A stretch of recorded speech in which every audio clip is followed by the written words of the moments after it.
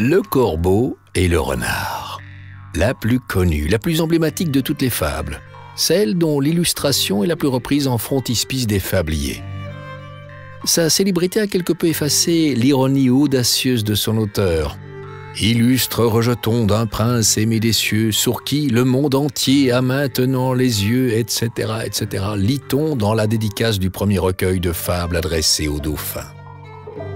En le dédiant à l'héritier de la couronne, La Fontaine paraît vouloir s'attirer les bonnes grâces du roi Soleil.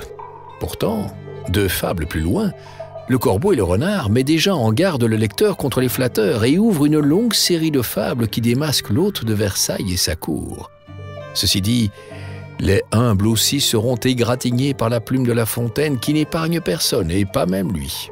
Mais pour s'en prendre aux grands, le fabuliste ruse comme le renard et prend le masque de la préciosité. Son style, cependant, se démarque absolument de celui affecté par ses victimes, car il est soutenu par un propos d'une lucidité qui le rend sublime et impitoyable. Ces fables sont des mises à nu des usages et des mœurs de son temps, et elles sont aussi lapidaires qu'elles sont riches et colorées. Cette densité reste gracieuse par son humour et sa musique. La fable imite en conclusion le croassement du corbeau avec la répétition du son ouah. Le corbeau ne se sent plus de joie et pour montrer sa belle voix, il ouvre un large bec, laisse tomber sa proie. Mais reprenons-la à son début.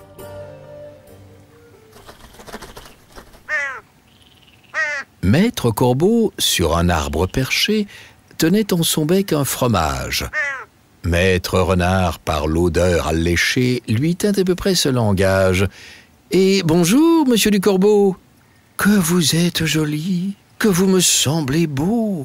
Sans mentir, si votre ramage se rapporte à votre plumage, vous êtes le phénix des hôtes de ces bois. » À ces mots, le corbeau ne se sent plus de joie, et pour montrer sa belle voix, il ouvre un large bec, laisse tomber sa proie.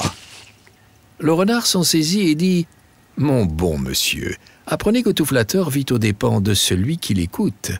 Cette leçon vaut bien un fromage, sans doute. » Le corbeau, honteux et confus, jura, mais un peu tard, qu'on ne l'y prendrait plus. Marcel Brotars nous offre dans cette illustration de la fable un pied de nez dont il s'est fait une spécialité.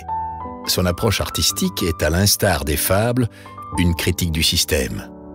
L'art de La Fontaine use des codes de son temps et, en les dépassant, se distingue d'une production artistique dévouée à la glorification du roi. Marcel Brotars fait de même. Ses œuvres dénoncent la mainmise du marchand et de l'institutionnel sur l'art contemporain. Regardons celle-ci qui utilise notre fable et la prolonge. Voilà d'abord un manuscrit dont la calligraphie s'est affranchie de la typographie normative imposée par le clavier d'une machine à écrire. La copie, malhabile et peu soignée, presque infantilisée, est elle-même reproduite et scrutée par l'auteur lui-même qui s'est placé devant son duplicata agrandi. Ce faisant, il s'intègre à la reproduction et tourne le dos à l'œuvre originale et au spectateur, et sa silhouette gêne notre lecture. Les fragments lisibles sont néanmoins suffisants pour comprendre qu'il s'agit du récit de Compère le renard et de Monsieur du Corbeau. Cette réappropriation et cette mise en abîme nous incitent en tout cas à nous pencher sur l'œuvre originale exposée en avant-plan et ainsi à relire le récit à ce point ânonné par des générations d'écoliers qu'il en a fini par perdre de sa substance dans nos esprits.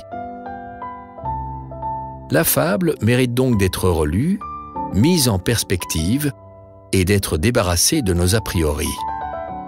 Brotars, en se mettant en scène, ironise sur la vanité de sa propre réappropriation et de la reproduction de celle-ci. Il y a trop d'écrans, de grilles de lecture entre nous et la fable, à laquelle Brotars, par sa démarche impertinente et insolite, nous invite à une lecture virginale. Il nous avertit aussi d'un art qui, se regardant, s'auto-valorise, s'institutionnalise et nous conditionne à une surestimation marchande. Certains amateurs d'art sont parfois les corbeaux de la fable. Brotars, en fin renard, s'en moque, comme de lui-même.